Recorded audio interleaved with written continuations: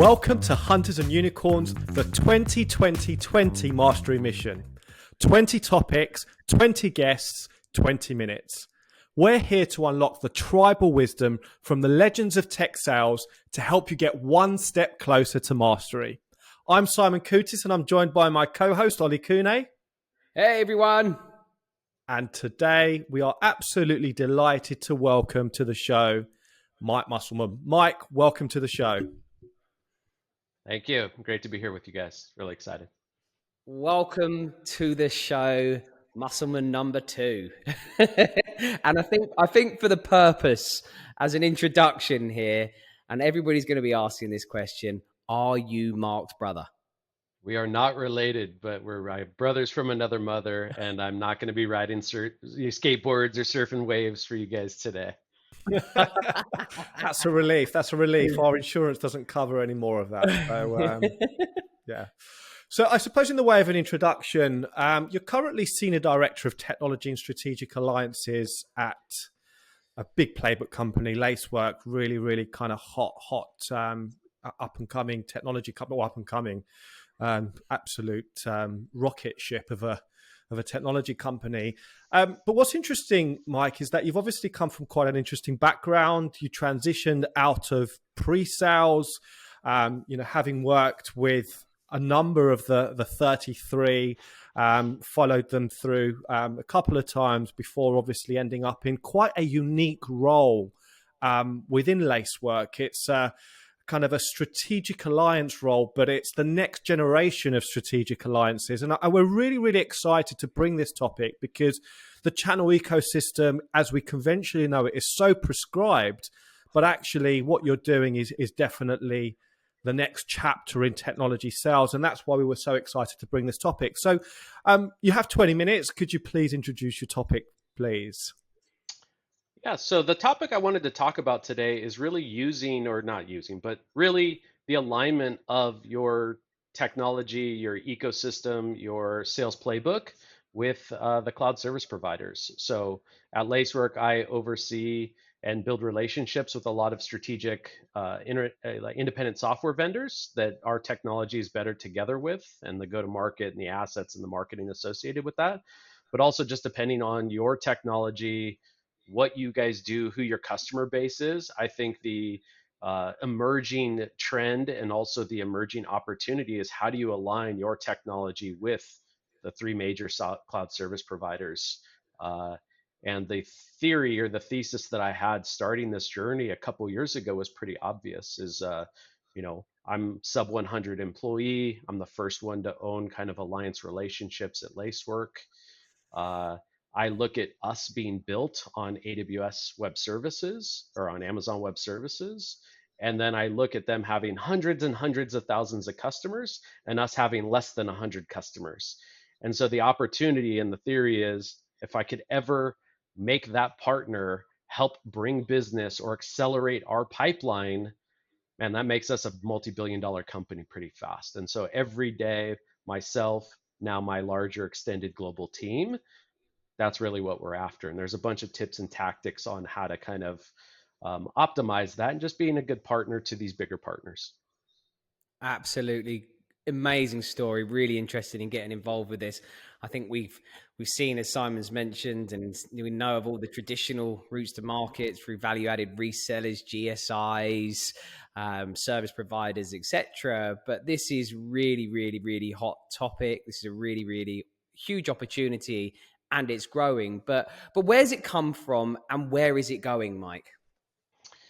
So if you guys know, and I think all the great sellers and sales leaders, we use a lot of analogies, right? It simplifies a pretty complex topic. So there's an analogy I've been using a lot lately, and it's really around the marketplaces. But let's say I walk down to the coffee shop down the street and I buy a cup of coffee, and maybe this retailer only takes cash. Right. But I actually want to buy with my credit card, or maybe I just have my mobile phone and I want to use my Google Pay or Apple Pay.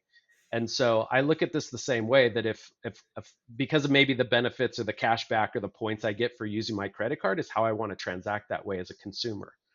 So if I can't consume what I want the way I want, I might just take my business to the Starbucks, an extra block away, right? Because they accept a bunch of forms of payments.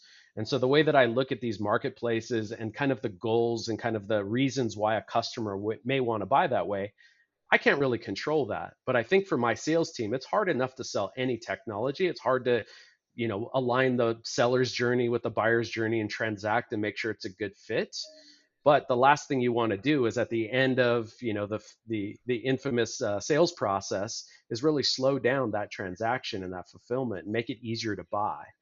So I think the marketplaces obviously extend that. I want our sellers, I want our business to be able to accept however the customer wants to pay for Lacework. And that being said, these are mechanisms that you can do that. So how do I just make yes, for each of these questions that the sellers don't have to objection handle, have to say no, and can keep running their playbook, keep executing kind of the deals. So as a salesperson, thinking about, my career or, what's next or what's important or, really trying to map my journey and towards my end game, why should I pay attention to this? What could this give me in my journey in terms of, potential things that I could achieve? Yeah. So as an individual seller, I think that the goal is simple. Like, how does my customer want to buy? And I think that's a natural question for any seller. In this case, depending on what you sell, but in our world, it's very simple and it's a pretty executive conversation to ask your buyer because it's probably is just, do they have a cloud spend, right? Have they committed? Are they built on one of the major cloud service providers? Do they have a massive kind of budget for cloud spend? And in our case, we sell cloud security, but a lot of times what I find is that the security budgets might be pretty small or contained within a certain part of the organization, but the cloud budget might be much, much larger and owned by, your executive buyer, the CTO, the CIO, sometimes CEOs of companies. And because of that, you might have access to more budget just by figuring out who owns that. Is it important? But also, how do they want to buy? So in this case, the coffee shop example, if I can only accept cash, but the customer wants to buy with a credit card or wants to buy with Apple Pay as an example, just being able to expand that and ask those questions in discovery or throughout the sales process may find you a faster path to transaction. The second piece is the cloud service providers, it's a little bit unnatural, having 10,000 partners as an example, to pick you out from the crowd and say, instead of maybe recommending my own service that does something similar to what your service does, let me recommend you for this particular opportunity or account to get into. That takes multiple years, a lot of trust, a lot of time, and it's an individual, just like a channel, it's an individual relationship and mapping.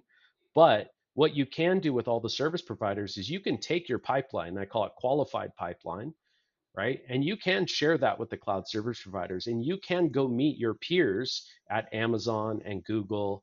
And you can absolutely try to accelerate your point A to point B by leveraging what you know, who you're talking with, what the strategic opportunity is, what their challenges are, the I in MedPick, and start to understand that. And then what happens, especially for a small company, is now you're starting to co-sell with the cloud service providers with the mutual goal, which is helping the customer, whether it's, grow their revenue, make them more secure, whatever your value drivers are, the business initiative is that you're attaching to. It's one thing to be a little tiny company, but it's really different when you're co-selling these opportunities with Google or Amazon or Microsoft because you have the same goals, which are customer obsession. Do I have the right solution to address and solve the customer's problem? And so I think that's really the tactic that I'm introducing. And it's really the opportunity for every company just to consider, does this make sense for my business? But with the ultimate goal, can I accelerate my deals that I already have in pipeline? And over time you start to get new business because you've created that trust in the playbook that they start knowing, oh, to solve this problem, actually Lacework happens to be my most strategic trusted partner. They've solved my problem for 2 or 3 or 10 or 100 other customers. I think they'd be great. Let me introduce them. And there's really no better introduction that I've ever seen than one of the cloud service providers whose their sales team, account teams, and SAs are the most trusted relationship for these big builders on the cloud, then that account manager recommending you directly to the CTO or the CIO. Those meetings tend to be very positive. It's a very, very, high level executive relationship. And obviously, it's then up to your opportunity to, understand the problem, make sure you have the right solution to solve it. So I suppose the co-selling part, we're obviously talking about, the big cloud providers, but the co-selling is really kind of almost complementing, other sales. It's almost kind of grouping technology together to be able to achieve business objectives and selling together. So just tell us how that kind of works, and how do you go about bridging those relationships, or is it you just sit there and wait for those inquiries to start coming in? Once you've got a certain amount of rating, or how does it work? Yeah, I mean, it's really like the lens of most of the cloud service providers is pretty straightforward. It's really co-selling. So we've talked a lot about that, and really aligning pipeline. Is there pipeline? Um, and really, in this case, are you transacting deals in the marketplace? So it starts as things like counts, how much, and then obviously revenue and those things. The bigger you are, the bigger it gets. Also, if you're built on one of these cloud service providers, obviously you have a bill with that or multiple cloud service providers. The bigger your bill is over time, they obviously see you at a different tier, a different size of spender, right? And so if you're a really small company just getting started, these are all really small numbers. The second big bucket is really co-build. So you might have slightly competitive solutions with the cloud service provider, but you also have opportunities to integrate into other services that they have. Maybe you compete with one, but there's a opportunity to build and integrate into another service, pull data from them, push data to them.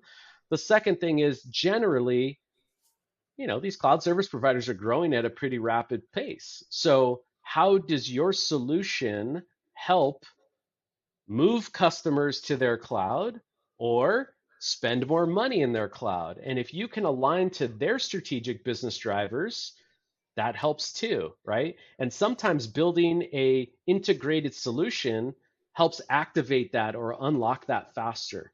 And then the third big bucket is obviously around marketing. Sometimes that's more for the ISV than the cloud service provider, but like if you're talking about your partner, that's good for them too. So there's a lot of opportunities and tactics and uh, marketing development funds that become available for you, but also just like what are the tactics that you can do early on at our history here. Let's say we wanted to go run a webinar on some thought leadership topic about what Lacework's doing about cloud security. It was pretty obvious to me, like we can bring our own smart CTOs or SAs on the call and talk about this, but how much better would it be if we grabbed someone from Amazon or Google and shared the microphone and we had a unified message about how we're helping our customers and what the use cases are. And so that obviously amplifies your marketing. It amplifies the net you're casting because now you're co-marketing with one of the largest companies in the world. And so that should help you drive demand, top of the funnel activities. And these are all like the core, I'd say the three pillars that regardless of the cloud service provider, I didn't leave out IBM, Oracle, right? There's more than just the three that I mentioned. These just happen to be the three largest, but they all kind of view that ecosystem the same way. Faster line with whatever the next step or the next stage in your sales process is. So as an IC, as an individual contributor, what can I do to kind of kick this off? What are my steps? Yeah, the first part is, like the role that I sit in running alliances. Some organizations may start with running kind of a hybrid role, so channels and alliances, right? And I think that's important. So first, if your company's not really maybe approaching the cloud service provider you might be built on and understanding their partner networks and kind of the steps to get onboarded as a partner and kind of the series of steps to get that. I think there's certainly what a seller can do, but I wouldn't really want you to be too distracted from your goal, your job, your key performance indicators or your leading indicators. So it's really maybe you've got a sales leader, you've got a CRO or some kind of VP of sales, I think that conversation starts with this. Like, should we be looking at accelerating our pipeline with one of these cloud service providers based on our attribution? And I think that's an investment for the business. But as an individual contributor, that's important. The second thing is, when I started at Lacework, it was not super common, but it did happen where a buyer would ask us, "Can I buy Lacework through the AWS marketplace?" I heard that from our individual contributors, from our sales team, right? So that then signals to me, we don't today. I better go figure this out for the benefit of the business, right? And that kind of also forced it too. So if you're listening to your customers and they're asking about this, do something with it. And I think that's, as an individual contributor, that's certainly something you can do. Also, as I've grown my business, I hire a lot of salespeople, right? I'll take a salesperson from within the company and maybe bring them on my team because they already have the right DNA. They already understand the sales process. They already understand how to make relationships and build champions. But they also make great people as alliance sellers because you're really communicating with your sales team, their sales team, and you're kind of, it's a triangle of three, but the goal is still the same as we're trying to conduct business. There's also benefits for the sellers at these other cloud service providers for why they would want to help you.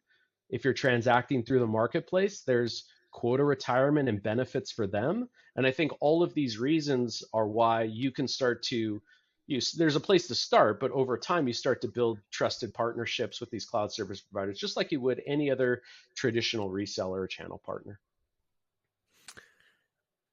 If you were to just, in the most simple terms, just describe the ecosystem, could you just do this for us as well? I think it'd be really good for you to just summarize it in the most simplistic way you can. Yeah. So the analogy I like to use, and especially because Lacework was built on AWS, and over time, obviously, as we've accrued more customers, we spend more, we integrate tighter into the services that we've built on. And I always see Amazon, in this case, as kind of the sun of our universe. And so call us, other ISVs, traditional VARs, distribution channels as all satellites rotating around the sun. And so the position and the analogy I like to use is, I want to put us, Lacework, right where Earth is in third position, right? Because if you're too close, like Mercury, you're going to burn up. And if you're too far, you're not really going to get any of the warmth or the benefits from that relationship. And so I think that analogy also parallels with how you're building technology, how your salespeople are communicating with the customers, because you'll commonly get asked, "Hey, how does your solution compare to the cloud service provider solution?"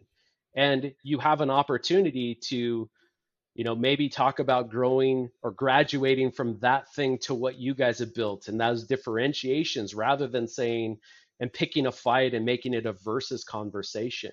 And so I think if you as a business believe that this is the right strategic investment partnership, I think you can find a very happy medium where you're helping your customers solve whatever challenge it is that your business exists for, whatever it is, but you're at the right place, kind of rotating around this big, massive star, and you're getting the benefits from it, but you're also not creating an enemy. And I think that's the right position to be in. And so the other point that I say, and if we know our own solar system, is you're not going to fight gravity. I'm not going to go tell Amazon what to do or what I want them to do for me or source me business or I expect this. And I think that's the challenge, but also a failure that others make, is that it's an unnatural ask. Don't try to make the star, the sun, do something that's unlikely unnatural. So a tactic that you could use, and a tactic that I used, and hats off to Mark Musselman as an example, or others, there's a lot of other ISVs that have been doing this for much longer than your company, than my company. And so like your sales partner networks, or talking to your sales peers at other companies, or working for other companies in the past, I think it's really important to build partnerships with other ISVs that you probably don't compete with, but that you can learn from them. They might be a year or two ahead of you. A perfect example is I know Snowflake, which is, a relationship to us, an ISV partner, is definitely a couple years ahead of Lacework. So I have friends at Snowflake. I asked their alliances team about their relationship with AWS and Google and Microsoft. And while I might not be able to get everything that I want today because we're not there yet or we're not staffed there yet, I absolutely can learn. I'm on the first step, they're on the third step or the fourth step. Like, what should I be thinking about? What are the tactics that I might consider to get to the next step? And you can start to build your journey out both from what you learn and understand from the cloud service provider, but also from your peers. And you'll find that myself and a lot of these others that have done these jobs are happy to share that. I think I get a ton of enjoyment about helping other ISVs share the knowledge that I've learned because it's an ecosystem. All a rising tide lifts all ships, and I see that the same way. Really, really great insight there. So I suppose I know throughout this whole session you have shared some kind of strategies and stuff that are quite key. But for our listeners, if there are some absolute try these, what would they be? Yeah, so I'll summarize a lot of things that I've talked about, but I really do think it starts with your customer, your prospect. Like, if you have customers, go ask them, hey, do you buy other stuff through these marketplaces? Is that important to you? Will that be important to you in the future?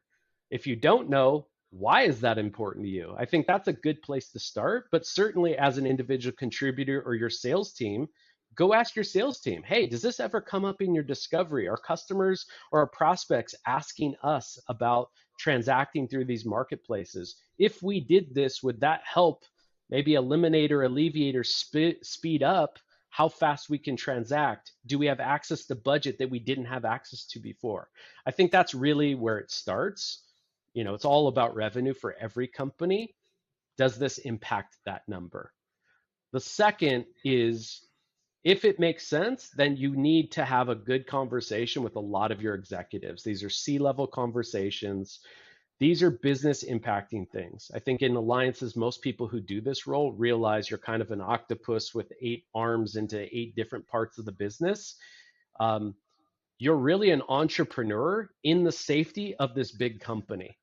And because of that, you're touching finance, you're touching ops, you're touching sales, you're touching, in this case, the revenue, money. So there's a lot of conversations. And I think setting the right expectations, getting the blessing of your finance team, your ops team, and then certainly your sales team, right? If I'm going to be sharing our pipeline with someone else, I don't want to be sneaky about this. I call it face up poker. Like, I want all the cards to be visible so that I actually get the support. I get the encouragement from my CRO, my VPs of sales. They're telling the individual contributors, their sales team, trust this process. It takes a little while, but like, this is why we're doing this, right? And I think that's the second big step.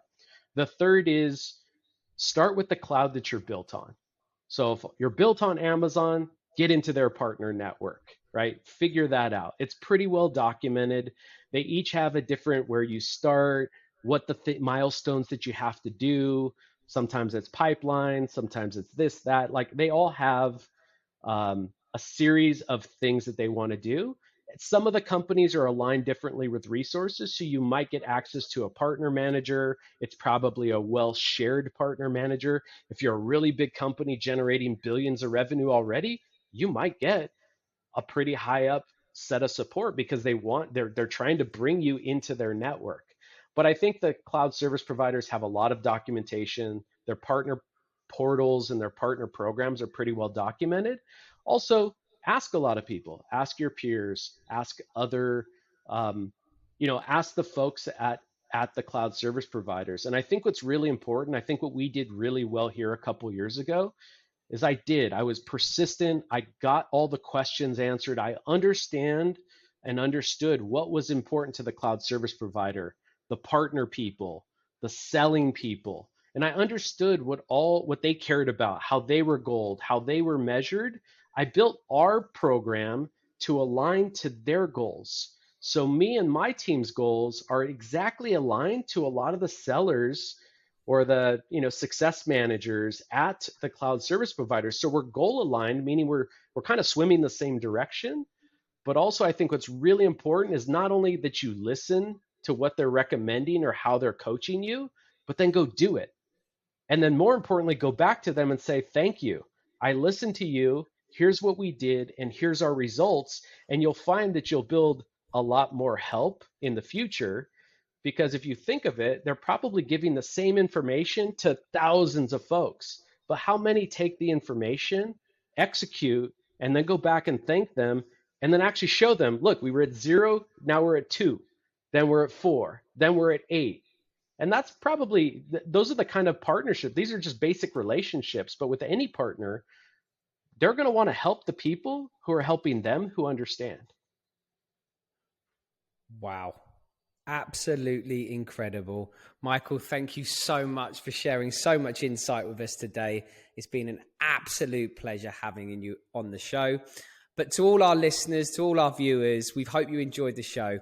If you'd like what you heard, please do share and subscribe. But again, a big thank you to you, Michael, for joining us today.